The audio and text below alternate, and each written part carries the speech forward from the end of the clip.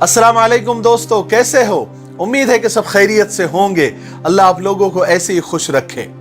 बहुत दिनों से दिल में एक बात थी जो मैं आप लोगों से कहना चाह रहा था, लेकिन ये भी सोच रहा था कि कैसे कहूँ। तो आज मैंने सोच लिया कि मैं आज वो दिल की बात आपसे कह ही दूं।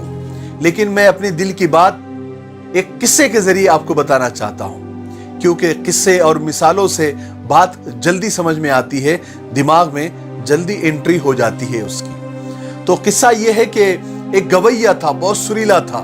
गवैया यानी गाने गाने वाला। वो एक दिन बादशाह के दरबार में अपनी उसी सुरीली आवाज में गाने गा रहा था, गाने पेश कर रहा था।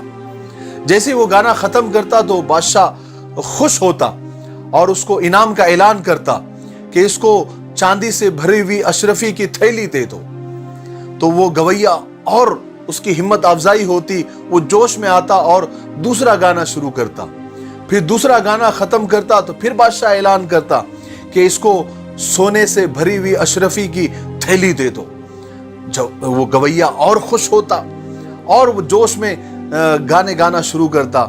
ऐसे एक गाना, दो गाना, 3, 4, 5 पूरी रात वो गाने गाता रहा और बादशाह ऐलान करता रहा, इसको सोना दे दो, इसको चांदी दे दो, इसको हीरे दे दो, इसको मोती दे दो।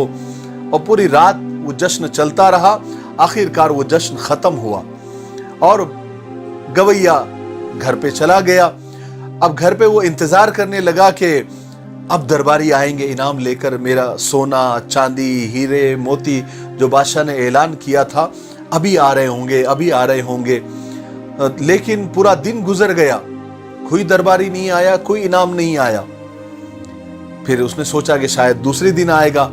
ऐसा दूसरा दिन भी चला गया, तीसरा दिन, चौथा दिन, 5वां, 7 दिन गुजर गए, पूरा हफ्ता गुजर गया इंतजार करते करते। लेकिन ना कोई दरबारी आया, ना कोई इनाम आया। बहरहाल गवैया ने फैसला किया कि दरबार में जाकर बादशाह से दरखास्त करते हैं, पूछते हैं, वजह पूछते हैं, रीजन पूछते हैं। तो वो डरते डरते सहमते सहमते बादशाह के दरबार में पहुंचा और बातों बातों में अपनी दिल की बात उसने कही कि बादशाह सलामत, उस दिन उस रात मैंने गाना गाया था और आपने इनामात का ऐलान किया था, वो शायद आप भूल गए या दरबारी भूल गए, पता नहीं, लेकिन वो इनाम अभी तक मेरे घर पहुंचा नहीं, मुझ तक नहीं पहुंचा। तो क्या बात है? तो बादशाह ने कहा, कौन सा इनाम? तो कहा, बादशाह सलामत, उस रात आप इनाम का ऐलान कर रहे थे। कहा कि वो इनाम किस बात का?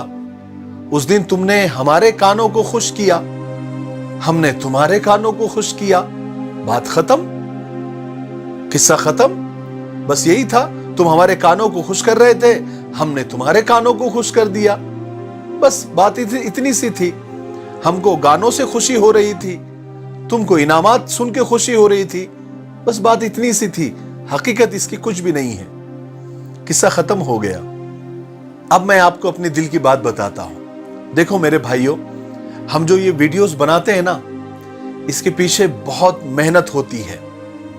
आपको पता है, एक वीडियो बनने में तकरीबन 3 घंटे, कभी 4 घंटे, कभी 5-5 घंटे लग जाते हैं। हम मुताला करते हैं, नोट्स बनाते हैं, उसके बाद रिकॉर्डिंग करते हैं, एडिटिंग करते हैं, फिर उसको अपलोड करते हैं। तो इसका मकसद हरगिज ये नहीं होता कि सिर्फ आप अपने कानों को खुश करें, हम गाते रहें और आप सुनते रहें। वल्लाह इसका मकसद ये नहीं है।